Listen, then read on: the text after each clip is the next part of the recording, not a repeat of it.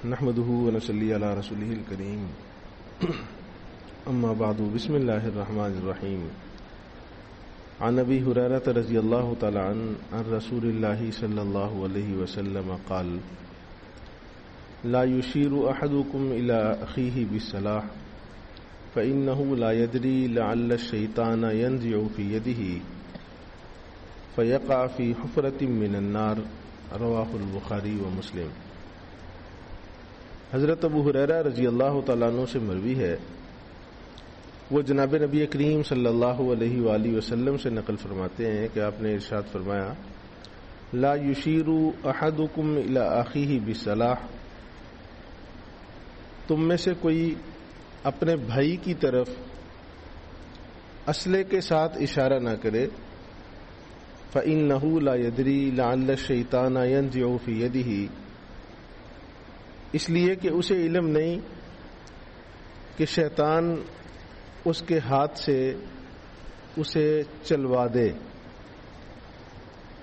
فَيَقَعَ فِي حُفْرَةٍ مِّنَ النَّارِ،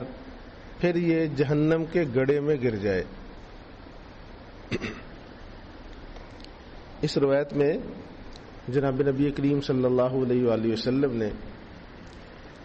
یہ تعلیم ارشاد فرمائی کہ اگر مسلمان کے ہاتھ میں اسلحہ ہے تو صرف ڈرانے کی نیت سے وہ کسی مسلمان کی طرف اشارہ کرتا ہے، وہ پسٹل ہے، وہ گن ہے، وہ خنجر ہے، وہ چھری ہے، یہ ساری چیزیں اسلحہ میں آتی ہیں، تو وہ کسی کو ڈرانے کے لیے کسی مسلمان کی طرف کرتا ہے تو فرمایا اسے ایسا نہیں چاہیے، اس لیے کہ بسا اوقات شیطان اس کے ہاتھ سے یہ چیزیں چلوا دے گا۔ اور اس کا مشاہدہ ہم کرتے رہتے کہ ویسے مزاحن کسی کی طرف گن کی اور گولی چل گئی، پسٹل کیا اور گولی چل گئی،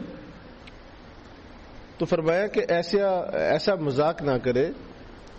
کہ کسی دوسرے مسلمان کی طرف اسلحے کا رخ کرے، اس لیے کہ شیطان بسا اوقات چلوا دیتا ہے، اس کا نتیجہ کیا ہوگا؟ اگر اس کے ہاتھ سے وہ زخمی ہو جاتا ہے یا قتل ہو جاتا ہے تو یہ شخص خود جہنم میں گرے گا کہ اس نے ایسا مذاق کیوں کیا۔ تو یہاں تک جناب نبی کریم صلی اللہ علیہ وآلہ وسلم نے احتیاط کی تعلیم دی ہے کہ مسلمان کی طرف اسلحے کا رخ بھی نہیں کرنا چاہیے۔ تو یہ کتنا بڑا گناہ ہوگا کہ اگر اسلحہ اٹھایا ہی مسلمان پر جائے، مارا ہی مسلمان کو جائے، تو غلطی سے اگر اس کے ہاتھ سے مرتا ہے، حضور نے فرمایا جہنم میں گرے گا، اور قصدن مارے گا تو کیا عذاب ہوگا۔ تو یہ بہت بڑے گناہ کی بات ہے۔ اللہ تعالیٰ ہم سب کو احتیاط کی اور ان گناہوں سے بچنے کی توفیق نصیب فرمائے۔